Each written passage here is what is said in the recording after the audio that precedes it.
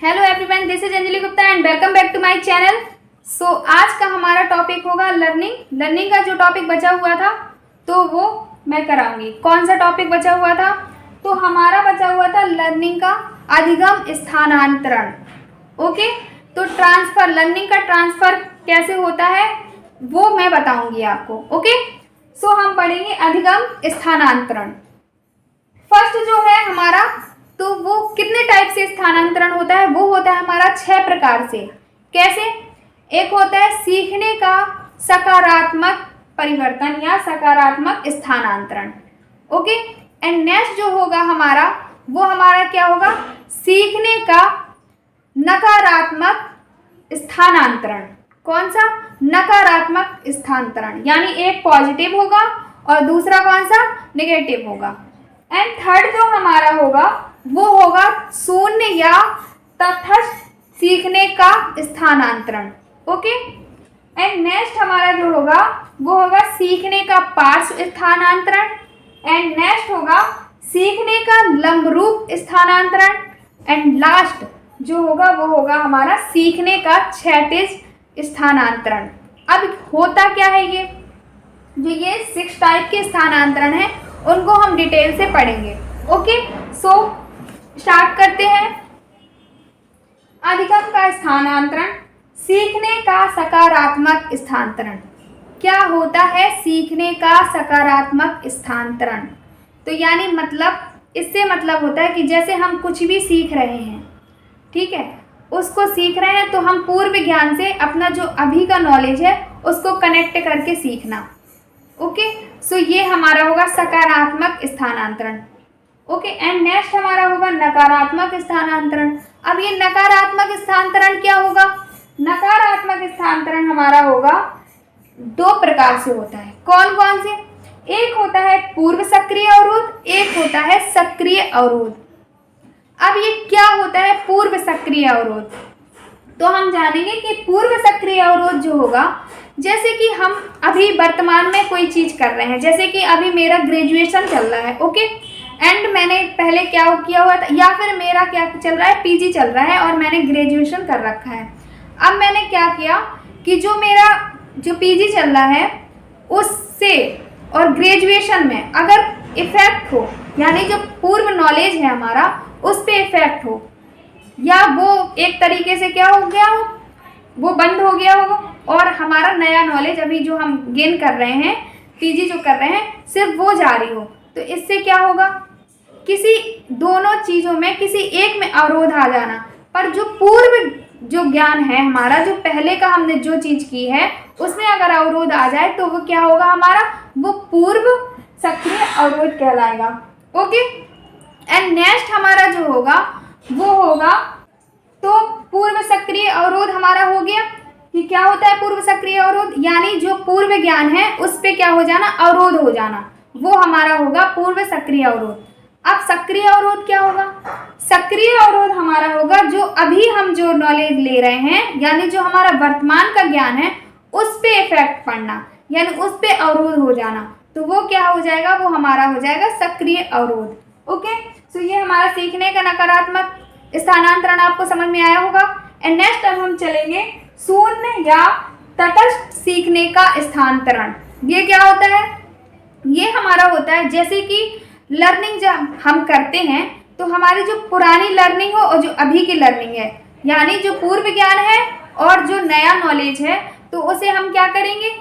उसको उसमें कोई इफेक्ट ना पड़े, ना कोई घाटा हो ना कोई फ़ायदा हो, यानी जो हमने पहले सीखा है उससे ना तो कोई फ़ायदा हो और ना ही कोई नुकसान हो, तो वो क्या कहलाएगा? वो हमारा कहलाएगा शून्य तटस्थ सीखने का स्थानांतरण। ओके, यानी कोई इफेक्ट ना पड़ना, जीरो, सब कुछ शून्य। ठीक है, तो ये क्या होगा? ये हमारा होगा शून्य सीखने का स्थानांतरण। अब नेक्स्ट हम पढ़ेंगे सीखने का पार्श्व स्थानांतरण। ये क्या होता है? लोग जो होंगे वो क्या होंगे? अलग अलग होंगे। जैसे कि मैं कोई सा टॉपिक पढ़ रही हूँ, ठीक है, तो वो मैंने किसी से पढ़ा, फिर मैंने किसी और से पढ़ा, कहीं और पढ़ा, ठीक है। तो जैसे कि अभी आप या फिर आप ऑफलाइन क्लास कर रहे हो किसी मैम से, फिर या फिर आपने ऑनलाइन मेरे से पढ़ा, तो वो जो होगा, तो सिचुएशन और टॉपिक, जैसे टॉपिक सेम होगा, सिचुएशन अलग अलग हो गई हमारी, ठीक है। तो हमारा क्या होगा, इसमें जो होगा कि लेवल जो होगा वो सेम होगा, पर सिचुएशन कैसी होंगी, अलग अलग हो जाएंगी।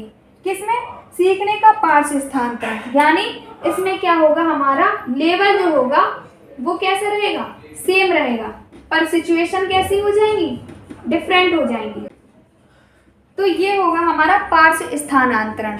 समझ में आया। जैसे कि मैंने कोई भी टॉपिक है, यानी लेवल हमारा सेम है, वही टॉपिक है, बट हमने उसको क्या किया, डिफरेंट जगह से पढ़ा उसे, सिचुएशन हमारी अलग हुई, पर हमने क्या किया, उस टॉपिक को तो सेम ही पढ़ा ना, तो ये हमारा क्या हो जाएगा, पार्श्व स्थानांतरण हो जाएगा। एंड नेक्स्ट है हमारा सीखने का लंब रूप स्थानांतरण। अब ये क्या होता है, तो इसमें क्या होता है, हमारा जो लेवल होता है ना वो सेम नहीं रहता, वो लेवल हाई हो जाता है। अब जैसे कोई सा भी टॉपिक है, टॉपिक एक है, ठीक है, जैसे कोई सा टॉपिक है और उसका हमने क्या किया, जैसे कि 6th क्लास में वही टॉपिक थोड़ी लो लेवल में था, एंड जब हम 7th में पहुँचे तो थोड़ा और हाई हुआ, एंड जब हम 8th में पहुँचे तो हमारा वो लेवल क्या हो गया, और भी ज़्यादा हाई हो गया। तो यानी लेवल जो हो वो डिफरेंट हो जाए, यानी वो अलग हो जाए, ठीक है। तो ये क्या होगा, तो ये हमारा होगा लंब रूप स्थानांतरण, यानी लेवल का क्या होना, बढ़ना, ठीक है। तो ये क्या हो जाएगा, ये हमारा हो जाएगा लंब रूप स्थानांतरण, पर टॉपिक क्या है, सेम है। तो ये हमारा है सीखने का लंब रूप स्थानांतरण। ओके, समझ में आ गया होगा बहुत अच्छे से क्या होता है लंब रूप स्थानांतरण। अब नेक्स्ट हमारा होगा सीखने का क्षैतिज स्थानांतरण। ओके, क्या होगा, क्षैतिज स्थानांतरण। अब ये क्या होता है, तो इसमें क्या होता है कि जैसे कि हमने जो पूर्व ज्ञान है हमारा, जो पहले का जो हमने जो भी सीखा है, जो भी नॉलेज है, तो वो चीज़ आज हम जो सीख रहे हैं उसमें काम आना, यानी पूर्व ज्ञान का यूज आज के जो भी हम सीख रहे हैं उस पे यूज होना, उस पे आना, ठीक है। तो वो क्या हो जाएगा, वो हमारा हो जाएगा क्षैतिज स्थानांतरण। जैसे कि कोई चीज़ है, हमने कोई भी चीज़ पहले सीखी हुई थी, ठीक है, अब हम दूसरा कुछ टॉपिक पढ़ रहे हैं, तो उसका जो नॉलेज है, वो चीज़ें जो हमने सीखी थी ना, वो हमारी यूज़फुल हैं आज के ज्ञान के लिए, क्योंकि अगर हम वो चीज़ें नहीं जान रहे होते तो हम आज जो पढ़ रहे हैं वो नहीं पढ़ पाते, या जो भी कर रहे हैं वो नहीं समझ पाते, ठीक है। तो उसके लिए हमें क्या होना चाहिए, पूर्व ज्ञान होना चाहिए, कि पहले का जो ज्ञान है वो आज में क्या होना, यूज होना, यूजफुल होना। तो ये क्या हो जाएगा, ये हमारा हो जाएगा क्षैतिज स्थानांतरण। क्षैतिज यानी पहले का अभी होना, ठीक है, तो ये क्या हो जाएगा, क्षैतिज, ठीक है। तो ये थे हमारे क्या, स्थानांतरण। ओके, सो समझ में आए होंगे आपको ये स्थानांतरण कौन कौन से होते हैं, ये 6 टाइप के होते हैं। कौन कौन से, एक सकारात्मक हो गया, नकारात्मक हो गया, शून्य तटस्थ हो गया, और लंबरूप हो गया, पार्श्व हो गया, और क्षैतिज हो गया। ये सारे हमारे स्थानांतरण के क्या थे, प्रकार थे, ठीक है। अब हम पढ़ेंगे क्या, अब शैलियाँ पढ़ेंगे, अधिगम की शैलियाँ क्या होती हैं, अधिगम की शैलियाँ। ओके, तो अब हम पढ़ेंगे सीखने की शैलियाँ। क्या, सीखने की शैलियाँ। तो अब हम क्या पढ़ेंगे, सीखने की शैलियाँ, यानी कौन कौन सी शैलियाँ, हम जो होते हैं, बच्चे होते हैं, वो किस प्रकार से सीखते हैं, कौन से कौशल का यूज करते हैं, कैसे शैलियों का यूज करते हैं, ठीक है। तो ये हम पढ़ेंगे, तो कैसे बच्चे सीखते हैं, तो क्या क्या शैलियाँ हैं। तो ये हमारी 8 प्रकार की कुछ शैलियाँ हैं, तो इनको हम देखेंगे एक बार कि ये हैं क्या। मौखिक, क्या, मौखिक यानी वर्बल, ठीक है। तो मौखिक यानी वर्बल, यानी बच्चा जो होगा वो क्या करेगा, बोल बोल के, ठीक है, बोल कर सीखेगा, ठीक है। तो बच्चा कैसे सीखेगा, बोल कर सीखेगा, तो ये हमारा मौखिक हो गया। शारीरिक यानी ये हमारा क्या होगा, फिजिकल जो होगा, तो बच्चा कैसे सीखेगा, यानी करके सीखना। जॉन डेवी ने बोला है बच्चे को लर्निंग के लिए सबसे कि इम्पॉर्टेंट है कैसे सीखना, बच्चे का विकास कितने अच्छे से कैसे होगा, जब बच्चा करके सीखेगा, ठीक है। तो बच्चा को हमेशा करके सीखना चाहिए, ठीक है। तो ये क्या होगा, तो ये हमारा आएगा शारीरिक में, यानी फिजिकल में, यानी करके सीखना। एंड नेक्स्ट है हमारा संगीतमय श्रवण, यानी जो बच्चा होता है वो क्या करता है, कुछ सुनकर सीखता है। जैसे कि आपको पता हो या आप ऐसा करते हो, मैं तो ऐसा करती थी, ठीक है, करती हूँ भी, कि जैसे कि कोई भी आप मतलब कोई भी हम काम करते हैं, कुछ भी काम करते हैं, तो हम क्या करते हैं, म्यूजिक को चला लेते हैं, ठीक है, म्यूजिक प्ले कर लेते हैं, उसके बाद ही हम कुछ काम करते हैं या कुछ सीखते हैं। या फिर आपने बहुत बार देखा होगा कि जब आप पढ़ाई करते हो, यानी जब स्पेशली मैथ लगाते हो, ठीक है, उसको सॉल्व करते हो, तो आप क्या करते हो, सॉन्ग सुनते हो, ठीक है, सॉन्ग सुनते सुनते ही मैथ को सॉल्व करते हो। तो ये किस में आ जाएगा, ये हमारा आ जाएगा संगीतमय या श्रवण कौशल में आ जाएगा, ठीक है। और नेक्स्ट है हमारा संगीतमय श्रवण हो गया, अब ऑडिटरी उसी को बोलते हैं, और म्यूजिकल, ठीक है। नेक्स्ट होगा हमारा दृश्य यानी विजुअल, यानी किसी चीज़ को देख कर सीखना, ठीक है। तो यानी हम जब देख के सीखते हैं तो वो चीज़ें क्या हो जाएगी, जैसे कि आप मुझे अभी देख भी रहे हो, है ना, देख भी रहे हो और देख के सीख रहे हो।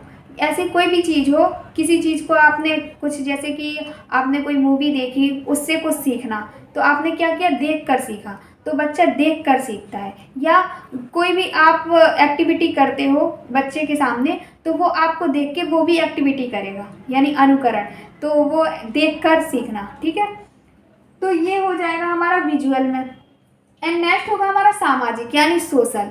तो सामाजिक तरीके से तो आपको पता ही है, बच्चा जो जब ग्रुप में स्टडी करना, ठीक है, तो बच्चा ग्रुप में स्टडी करके ही सीखता है। ये क्या हो गया, सामाजिक में आ गया हमारा, ठीक है। तो ये हो गया, या आप बोलो तो जैसे कि खेल के मैदान में बच्चों के साथ खेलना, तो ये भी हमारा किस में आ जाएगा, सामाजिक में आ जाएगा, ठीक है। तो ग्रुप के साथ सीखना या खेलना टीम के साथ, तो ये हमारा सामाजिक अधिगम में हो जाएगा। एंड नेक्स्ट होगा हमारा एकांत, यानी कोई कोई बच्चा होता है जो अकेले में रहना पसंद करता है, अकेले में पढ़ने में उसका मन लगता है। जब कोई साथ होता है तो उसका पढ़ने में मन नहीं लगता, पर वो जब अकेले होता है तो उसका मन लगता है। तो ये हमारा हो गया सॉलिटरी यानी एकांत, ठीक है। तो एकांत अधिगम हो गया। अब नेक्स्ट है एकांत कौशल, सॉरी। एंड नेक्स्ट होगा स्पर्शनीय यानी टैक्टाइल, मीन्स टच करके छूना, टच करके सीखना, यानी छू कर सीखना।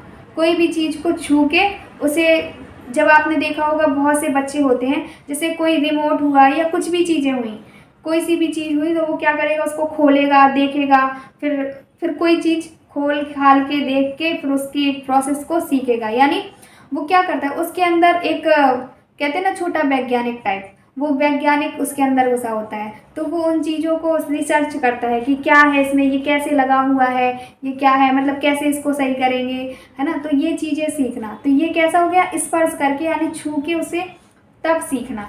तो ये हो जाएगा हमारा टैक्टाइल, ठीक है। नेक्स्ट होगा हमारा तार्किक यानी गणितीय। तार्किक यानी दिमाग का यूज करना, मेंटली, तो वो क्या करेगा, जितना दिमाग लगाएगा एकदम, फिर उस चीज़ को उस पर क्या करेगा, सीखेगा उसको, ठीक है। तो ये क्या होगा, ये होगा हमारा तार्किक रूप से सीखना, ठीक है। तो ये सारे हमारे जो है, अब इनका क्या होता है, ये अलग अलग स्टेज में अलग अलग प्रकार से होता है। जैसे कि अब हम कह दें कि जो बच्चा जन्म लेता है जब, तो वो तार्किक करके फिर ये कौशल का यूज करके वो सीखे, तो ऐसा नहीं होगा। तो वो कैसे सीखेगा, वो मौखिक यानी वर्बल रूप में, स्टार्टिंग में तो टच करके कुछ सीखेगा, है ना। तो ये चीज़ें धीरे धीरे धीरे धीरे फिर आ जाती हैं, ठीक है। तो ये हमारा क्या था, सीखने की शैलियाँ हुई। ओके, सो ये सारी शैलियाँ आपको समझ में आई होंगी कि ये हमारे जो कौशल या शैलियाँ हैं, ये सीखने की कौन कौन सी हैं, किस प्रकार हम सीखते हैं, या किस प्रकार बच्चा अधिगम लर्निंग को किन शैलियों के द्वारा अपने अंदर अडॉप्ट करता है, ठीक है। तो ये सारी चीज़ें हो गई। अब नेक्स्ट हमारा टॉपिक है सीखने का वक्र, क्या, कर्व। तो हम पढ़ेंगे अधिगम वक्र, क्या, अधिगम वक्र। ओके, सो हमारा पहला क्या होगा, ये 4 प्रकार से होता है। ये किसने दिया है, ये हमारा हरमन एबिंगहॉस हैं, साइकोलॉजिस्ट, उन्होंने दिया है। किसने, हरमन एबिंगहॉस, किसने, हरमन एबिंगहॉस। ओके, तो ये नाम बहुत इम्पॉर्टेंट है, क्योंकि ये पूछा जाता है, क्या पूछा जाता है कि जो हमारे सीखने का वक्र है वो किसके द्वारा दिया गया है। तो वो किसके द्वारा दिया गया है, हरमन एबिंगहॉस के द्वारा दिया गया है। ये चीज़ें तो कम इम्पॉर्टेंट है वक्र का, बट ये चीज़ बहुत ही ज़्यादा इम्पॉर्टेंट है कि ये वक्र दिया किसने है। ठीक है, तो ये सबसे ज़्यादा इम्पॉर्टेंट है। तो ये हमारा किसने दिया है, हरमन एबिंगहॉस। किसने,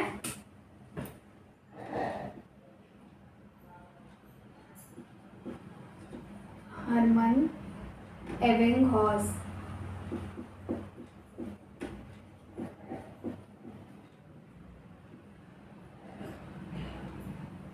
ओके, तो हरमन एबिंगहॉस के द्वारा क्या दिया गया है, कर्व को दिया गया है, वक्र को दिया गया है। अब ये 4 प्रकार का होता है, कौन कौन सा, तो एक तो होता है स्ट्रेट लाइन, यानी सीधी रेखा वाला वक्र। ओके, मैं साइड में हो जा रही हूँ, आप अच्छे से देख लीजिए। तो ये होता है जो स्ट्रेट लाइन वाला कर्व होता है, उसमें क्या होता है, लगातार सीखने में वृद्धि होती है। क्या कि बच्चा जो लगातार सीखेगा, ओके, सो एक समान गति से चलेगा।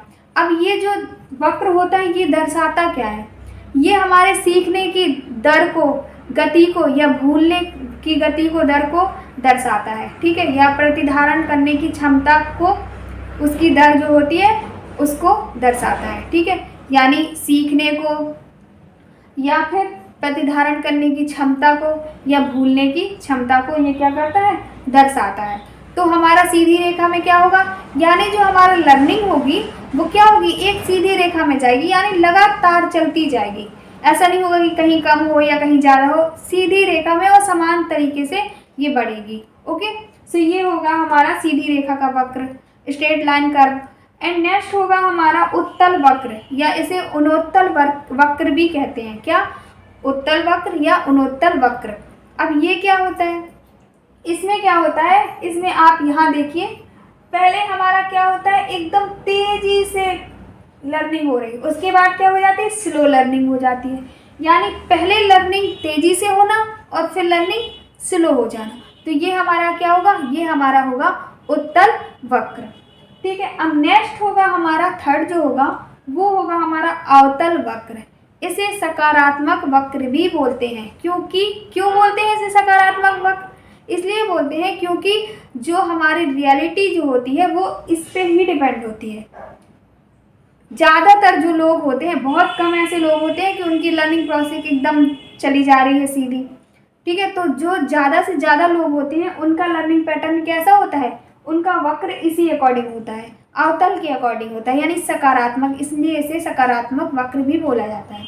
अब ये कैसे होता है, तो आप देखिए, पहले हमारा क्या होता है, स्लो हो रहा है, तो पहले हमारी लर्निंग कैसी हो रही, स्लो हो रही, उसके बाद हमारी लर्निंग तेज हो रही है। तो हमेशा ऐसे ही होता है, पहले हमारी लर्निंग स्लो चलती है, उसके बाद लर्निंग क्या होती है, बढ़ जाती है। ठीक है, तो तेज चलने लगती है। तो ये हमारा क्या हो गया, सकारात्मक वक्र या अवतल वक्र हो गया। अब नेक्स्ट हमारा जो है वो है एस टाइप, यानी मिश्रित वक्र। एस टाइप या मिश्रित वक्र। अब ये क्या होता है, आप नाम से ही समझ रहे होंगे, मिश्रित वर्ड। ये वर्ड जो है इन दोनों से मिलके बना है, यानी जिसमें उत्तल और अवतल दोनों का सेम, दोनों का मिक्सचर हो, उसे बोलते हैं मिश्रित वक्र। ओके, सो इसमें क्या होता है, इसमें एस टाइप का इसलिए आ जाता है क्योंकि इसमें एस टाइप की आकृति बनती है, इसलिए इसे एस टाइप वक्र भी बोलते हैं। ये क्यों होता है, जैसे कि हमने पहले क्या हुआ, हमारा लर्निंग पहले एकदम से तेज हुआ, फिर स्लो हुआ और फिर से बढ़ गया, तो ये क्या हो जाएगा, ये हमारा दोनों आ जाएंगे इसके अंदर। तो ये हमारा क्या होता है, एस टाइप लर्निंग होती है। ओके, सो ये हमारे थे अधिगम वक्र, जो किसके द्वारा दिए गए हैं, एबिंगहॉस के द्वारा दिए गए हैं। इनका पूरा नाम है हरमन एबिंगहॉस। ओके, सो ये याद रखिएगा। ओके, अब मैं पढ़ाऊंगी आपको, क्या अधिगम वक्र हमारा हो गया। अब हम बात करेंगे प्लेट्यू, यानी अधिगम का पठार। क्या होता है अधिगम का पठार, तो हम ये पढ़ते हैं। तो ये है हमारा अधिगम यानी सीखने का पठार, प्लेट्यू। तो क्या होता है अधिगम या सीखने का पठार यानी प्लेट्यू क्या होता है, तो इसमें हम अधिगम का जो एक प्रक्रिया होती है, सीखने की एक प्रक्रिया होती है जिसमें कोई भी सुधार ना हो, सीखने में कोई सुधार ना हो, उस अवधि को क्या कहते हैं, उस अवधि को कहते हैं पठार। यानी एक प्रोसेस होती है लर्निंग की। अब उस लर्निंग प्रोसेस में क्या हो जाए, जब कोई भी परिवर्तन या लर्निंग ना हो या उसमें कोई सुधार ना हो और वो क्या हो जाए, वो रुक जाए एक जगह, तो उस अवधि को, जहाँ वो रुका हुआ है उस अवधि को क्या बोलेंगे, उस अवधि को हम बोलेंगे पठार यानी प्लेट्यू। ओके, समझ में आया कि ये क्या है। ये हमारा क्या होता है, वो समय काल होता है जहाँ पे किसी भी प्रकार का जो अधिगम हो वो ना हो, वहाँ रुक जाए, अधिगम रुक जाए एक जगह, कोई सुधार ना हो अधिगम में, तो वो चीज़ क्या होती है, वो होता है हमारा प्लेट्यू यानी पठार, अधिगम का पठार। तो अब ये डेफिनेशन बहुत पूछी जाती है, मतलब कि डेफिनेशन क्या, ये किसने दिया पहली बार, तो ये हमारे रॉस हैं, उनके अकॉर्डिंग दिया गया। अधिगम का पठार किसके द्वारा किया गया है, ये दिया गया है रॉस के अनुसार, रॉस के अनुसार। बहुत इंपॉर्टेंट है, तो इसको याद रखिएगा, किसके अनुसार, रॉस के अनुसार। ठीक है, तो अधिगम का जो पठार है या सीखने का पठार है वो किसके द्वारा दिया गया है, वो हमारा दिया गया है रॉस के द्वारा। ठीक है, अब क्वेश्चन आएगा कि पठार है यानी अधिगम में पठार है या अधिगम का पठार है, ऑप्शन दे दिया जाएगा क्या, अधिगम में कमी, अधिगम में दोष, कुछ भी दे दिया जाएगा। ठीक है, या अवरोध। तो आपको क्या करना है, आपको एक अच्छा विकल्प चुनना है, वो विकल्प होगा अधिगम में अवरुद्ध वर्धन। ये चीज़ बहुत इम्पॉर्टेंट है, इस शब्द को बहुत अच्छे से माइंड कीजिएगा। क्या, अधिगम में अवरुद्ध वर्धन यानी प्लेट्यू क्या होता है, अधिगम में अवरुद्ध वर्धन होता है। अगर आपसे अधिगम में अवरुद्ध बस आ जाए तो भी नहीं करना है, पूरा लिखना है अवरुद्ध वर्धन। अधिगम में अवरुद्ध वर्धन ही क्या है, अधिगम का पठार है यानी सीखने का पठार है, लर्निंग प्लेट्यू है।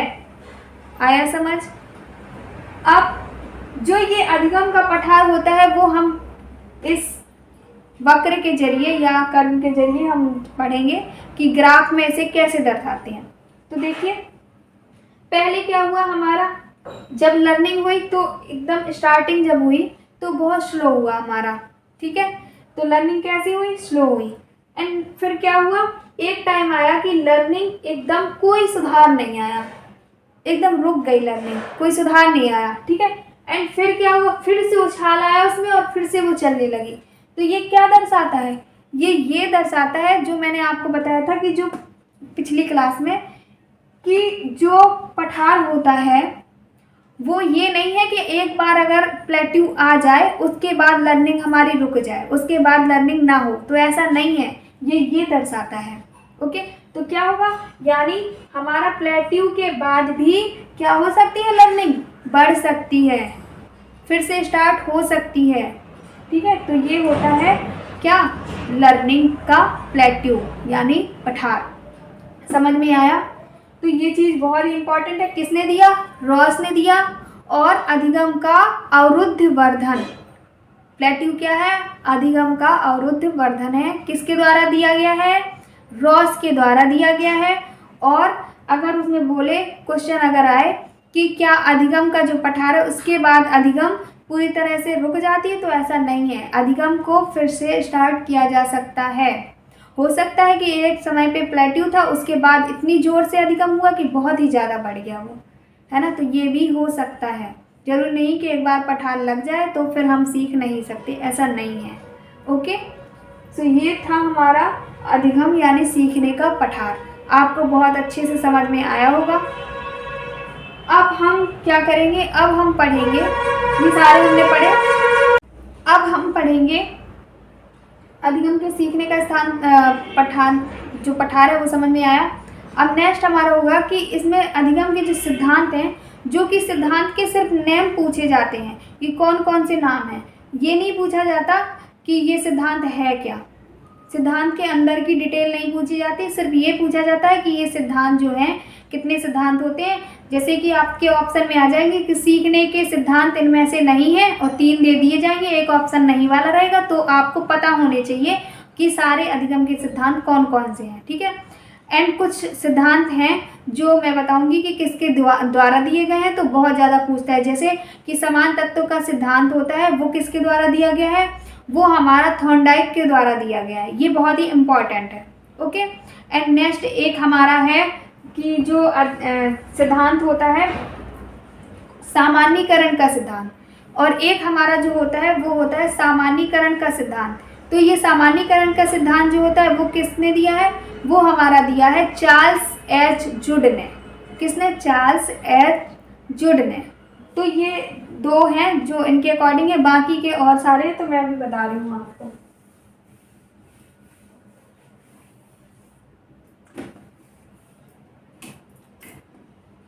सीखने का सिद्धांत।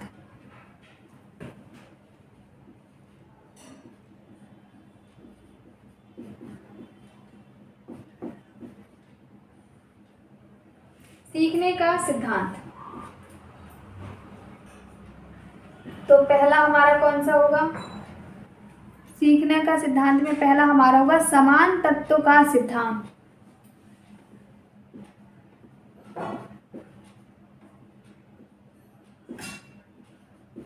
समान तत्व का सिद्धांत,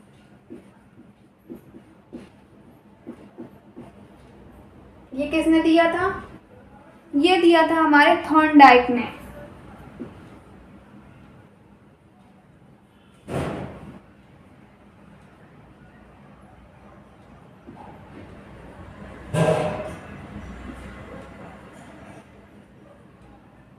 थॉर्नडाइक ने, ओके।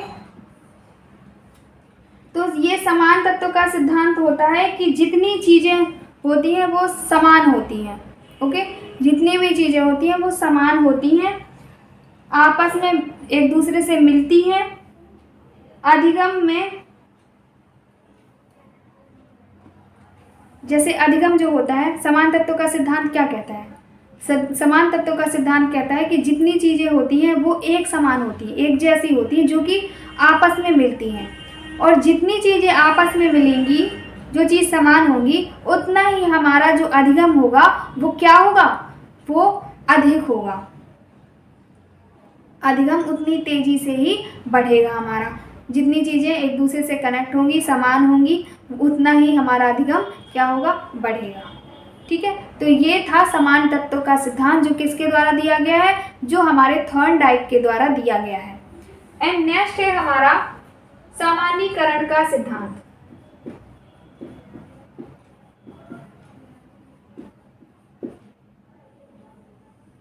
सामान्यीकरण का सिद्धांत ये दिया है हमारा किसने, ये हमारा दिया है चार्ल्स एच जुड। किसने, चार्ल्स एच जुड। किसके द्वारा दिया गया, चार्ल्स एच जुड के द्वारा दिया गया है। कौन सा सिद्धांत, सामान्यीकरण का सिद्धांत। ये क्या होता है, सामान्यीकरण का सिद्धांत जो होता है वो क्या होता है, सामान्यीकरण का सिद्धांत होता है कि जो हमारा एक जगह का ज्ञान है वो दूसरी जगह काम आए, यानी एक जगह का ज्ञान दूसरी जगह काम आए, तो ये होता है हमारा सामान्यीकरण का सिद्धांत। ओके, एक जगह का ज्ञान दूसरी जगह आए तो ये होता है हमारा सामान्यीकरण का सिद्धांत। ये किसने दिया, चार्ल्स एच जुड ने दिया। ओके, एंड नेक्स्ट होगा हमारा कौन सा, मानसिक अनुशासन का सिद्धांत। क्या, मानसिक अनुशासन का सिद्धांत। उसके बाद होगा हमारा गेस्टाल्ट का सिद्धांत, इसे ट्रांसपोजिशन सिद्धांत भी बोलते हैं। ओके, सो जो गेस्टाल्ट का सिद्धांत है, जिसको मैं बाद में बताऊंगी पूरा डिटेल से कि क्या होता है गेस्टाल्ट सिद्धांत, इसमें कोहलर, कोफका और वर्दीमर जो हैं उनके बारे में मैं बताऊंगी। ठीक है, एंड नेक्स्ट होगा आदर्शों का सिद्धांत। उसके बाद होगा औपचारिक अनुशासन का सिद्धांत। आदर्शों का सिद्धांत, औपचारिक अनुशासन का सिद्धांत। ओके, तो ये सारे जो सिद्धांत थे वो किसके सिद्धांत है? सीखने के सिद्धांत है, यानी लर्निंग से रिलेटेड है। ओके, सो ये सारे सिद्धांत आपको पता है ना कि जैसे विकल्प में आएंगे तो ये सारे आपको जानने ही होंगे कि ये होते हैं, क्योंकि अगर आपको मान लो कि इनमें से कोई सिद्धांत आ गया और आपने नहीं पढ़ा तो फिर आपको नहीं बनेगा। तो ऑब्जेक्टिव में जो आएंगे वो इन्हीं से रिलेटेड आएंगे। इनके बारे में आपको डिटेल में पढ़ना बहुत कम, क्योंकि बस ये इससे ज़्यादा से ज़्यादा पूछ सकता है कि समान तत्व का सिद्धांत किसने दिया और इससे ये समानीकरण का सिद्धांत किसने दिया। बाकी गेस्टाल्ट का अलग से ही आएगा जो है, तो वो गेस्टाल्ट का जो अलग से मैं बताऊंगी तो वो देख लीजिएगा। हो गए, ये थे सारे सिद्धांत। अगर आपको ये सारा कुछ समझ में आया, मैंने आज प्लेट्यू बताया, क्या होता है पठार, कर्व बताई, क्या होता है वक्र, मैंने शैलियाँ बताई। ओके, एंड अब मैंने क्या बताया? सिद्धांत बताए। ये सारा कुछ अगर आपको समझ में आया है तो प्लीज़ मेरे चैनल को सब्सक्राइब करो अगर आप नए हो, और इस वीडियो को लाइक करो एंड शेयर करो। Thank you.